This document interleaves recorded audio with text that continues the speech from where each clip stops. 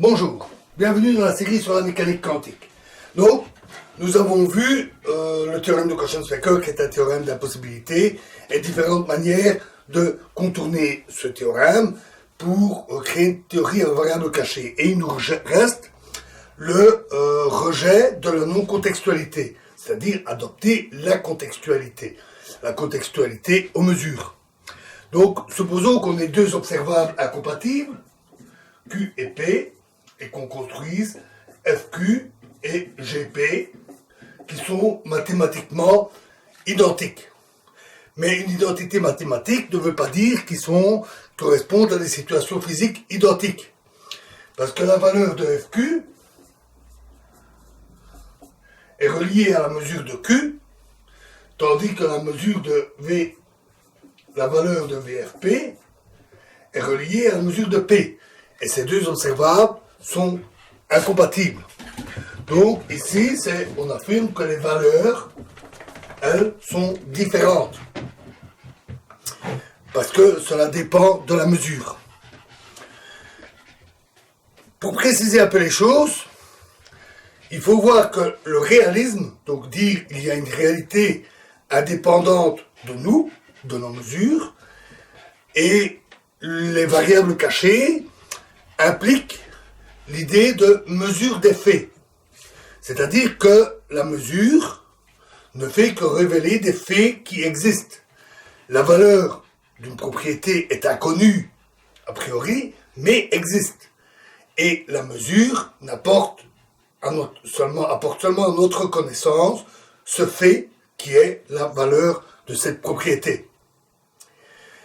La notion de valeur définie pour les propriétés et de non-contextualité sont des notions a priori indépendantes. Mais la non-contextualité et les mesures des faits sont très liées, comme on va le voir. Car la façon de mesurer va interférer avec cette notion de mesure des faits. Il y a plusieurs manières d'aborder la contextualité. La première est la contextualité causale. C'est de dire que l'observable, il est ce qu'il est, mais sa mesure est influencée causalement par la mesure. C'est-à-dire qu'il y a une perturbation, une interaction entre l'appareil de mesure et le système qui fait que le résultat en dépend. Et dans ce cas-là, VFQ est différent de VGP. C'est à l'abandon de la mesure des faits, puisque le résultat est influencé par la mesure elle-même. C'est-à-dire que la mesure ne nous apporte pas un fait sur le système, mais le résultat de cette interaction entre le dispositif de mesure et des données déjà existantes. Ce n'est plus la valeur avant la mesure qui est obtenue. Mais d'un point de vue ontologique, c'est OK. La variable est ce qu'elle est, là, ses variables, ses valeurs V, etc.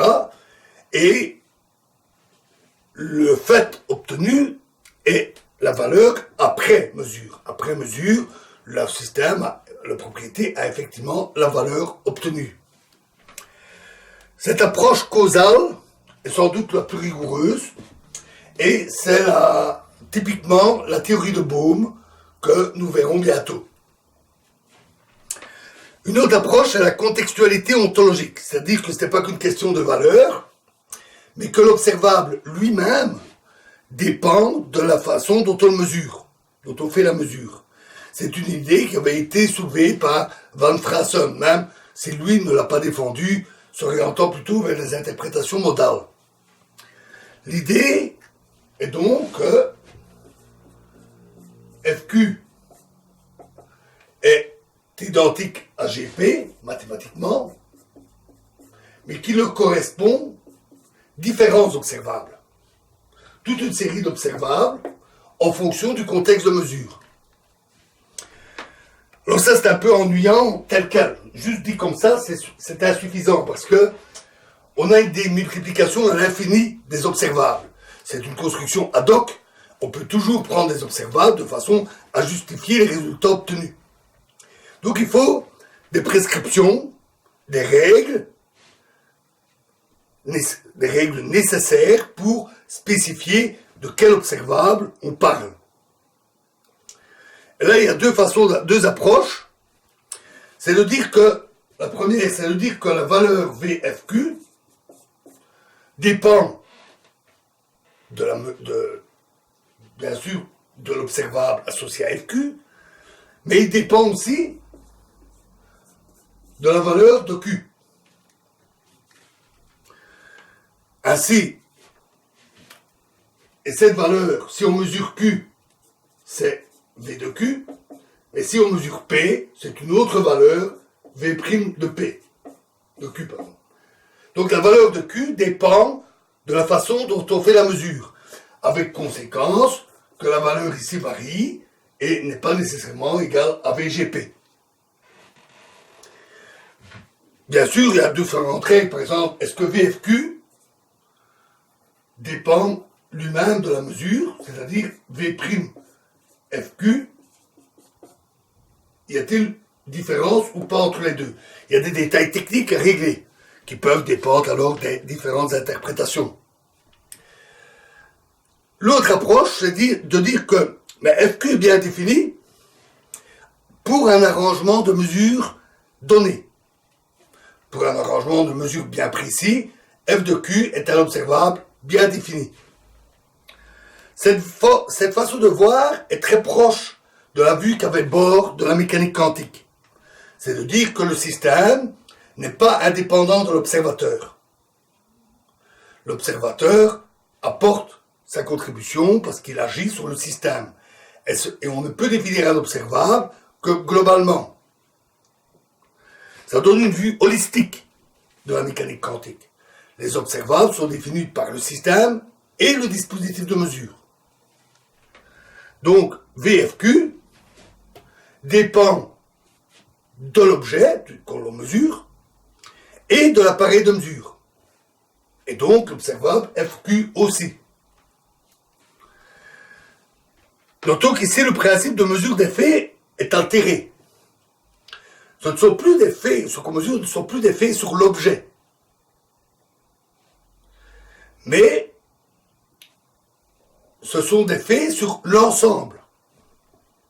Système de mesure, appareil, un observable défini par l'ensemble et une valeur obtenue par cet ensemble. C'est une vue relationnelle. Les propriétés n'ont de valeur qu'en relation avec le reste du système. Appareil de mesure, expérimentateur inclus, tout inclus.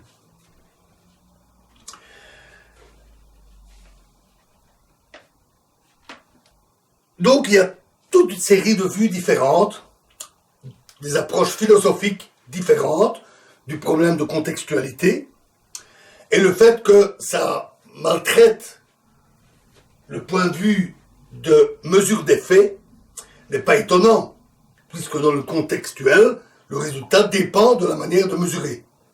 Et donc forcément, on ne peut pas avoir une valeur préexistante du système seul. Il y a forcément une interaction dans les puits causales ou une relation, ou une situation relationnelle dans le point de vue ontologique. Différentes vues philosophiques, et donc, en plus, on doit faire en sorte de respecter la mécanique quantique. C'est-à-dire que cette façon de voir doit aboutir in fine au résultat que prédit la mécanique quantique lors d'expériences, notamment les aspects probabilistes statistiques. C'est très difficile,